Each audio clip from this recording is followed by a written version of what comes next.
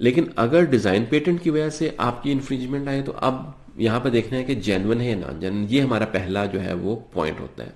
जब मेरे पास भी जो है वो लोग आते हैं कि बताएं जी कि इसका सोल्यूशन हो सकता है लिस्ट सस्पेंड होगी है डिजाइन पेटेंट की वजह से, तो उसका कोई आंसर नहीं होता है क्योंकि उस वक्त मैंने एवेल्युएट नहीं किया होता कि ये जेन्युइन है या नॉन जेन्युइन है।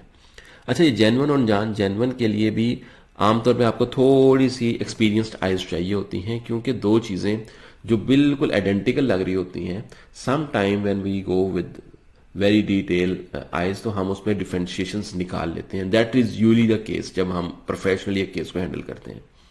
जब हम पेटेंट चेक कर रहे होते हैं तब हम उस बारीकी में नहीं जाते, क्योंकि वहां पर हमारा जो माइंडसेट होता है वो होता है कि इसको अमेजोन जो सेलर सपोर्ट है वो कैसे देख रही है, क्या उसमें वो सस्पेंड करेगी। तो उसमें सिमिलैरिटीज को भी हम मना कर देते हैं कि नहीं, इसके ऊपर आपको सस्पेंशन आने के चांसेस हैं, आप इस डिजाइन के साथ नहीं जाएं।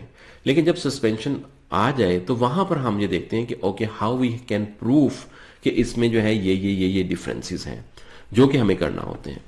तो अगर तो हमारे वो वाली जो है वो ऑप्शंस मिल जाए तो हम जो है वो अमेजोन को एक डिजाइन कंपैरिजन स्टडी सबमिट करते हैं, जिसमें एक तरफ हम अपने प्रोडक्ट रखते हैं, दूसरी तरफ उस प्रोडक्ट रखते हैं जिसका पेटेंट का कंप्लेन आई होती है, और फिर हम अमेजोन को एक्सप्लेन करते हैं इसमें ये डिफरेंस है, ये डिफरेंस है, ये डिफरेंस है। और इस डॉक्यूमेंटेशन के साथ हम अमेजोन को अपना केस सबमिट कर देते हैं। थोड़ा सा फ्रस्ट्रेटेड प्रोसेस है लेकिन इससे रीइंस्टेट हो जाती है। अमेजोन जो है वो मोस्ट ऑफ टाइम, हमारे केस पे तो 100% सक्सेस रेट है कि अमेजोन एक्सेप्ट कर लेता है।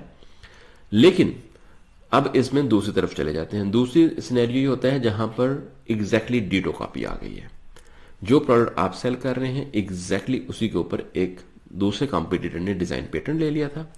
अब उसने जेन्युइन लिया है या नॉन जेन्युइन लिया है।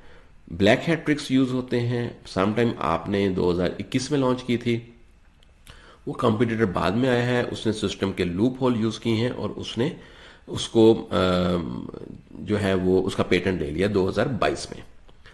अब अमेजोन जो है वो इन बारीकियों में जाता नहीं है और आपके लिए ये एक बहुत फ्रस्ट्रेशन वाली सिचुएशन होती है। अब चूंकि हम खैर यहाँ पे रीइंस्टेटमेंट और सस्पेंशन की बात कर रहे हैं तो आई विल नॉट से कि पहले क्या करना चाहिए था, वो आपको पता है डिजाइन पेटेंट इज वाजिब। लेकिन यहाँ पर हम उसके लिए क्या करेंगे कि यहाँ पर फिर हम वी आर क्वाइट रिस्ट्रिक्टेड। यहाँ पर हम निगोशिएट करने की कोशिश करते हैं अपने कॉम्पिटिटर से। इसमें ऑनेस्टली को बहुत राइट और रॉन्ग आंसर नहीं है। We need to figure out कि कैसे कर सकते हैं। हम समटाइम उसके जो पेटेंट है उसको इनवैलिडेट करने की कोशिश करते हैं।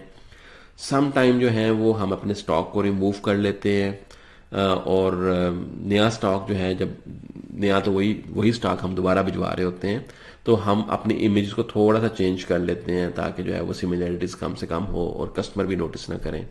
लेकिन ये है कि ऐसी केस में अमेजोन को कन्विंस करना ज्यादा आसान उसी सूरत में होता है जब हमारे पास अपना डिजाइन पेटेंट हो। जब हमारे पास अपना डिजाइन पेटेंट हो तो फिर हम अमेजोन को एविडेंस प्रूव करते हैं कि ये हमने लॉन्च की थी, ये हमारा डिजाइन पेटेंट है, इस शख्स ने बाद में लिया है, दिस इज जो है वो a different product, different design. और क्योंकि अगर ये डिफरेंट ना होता तो इसको पेटेंट ऑफिस जो है वो पेटेंट इशू ना करता, ब्ला ब्ला ब्ला। तो इस तरह से करके जो है वो हमें अमूमी तौर पर सक्सेस मिल जाती है।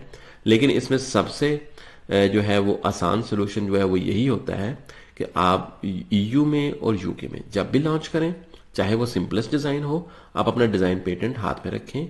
ये इसका सबसे इजी सोल्यूशन है ताकि जब कभी आपको इन्फ्रिंजमेंट का सामना करना पड़े तो you are ready to do a good plan of action, जिसमें आप बेसिकली स्टांस फिर ये लेते हैं कि I am selling my own design, this is my design patent. और अमेजोन अमूमी तौर पर उसके ऊपर इजी रीइंस्टेटमेंट जो है वो कर देता है। Thank you.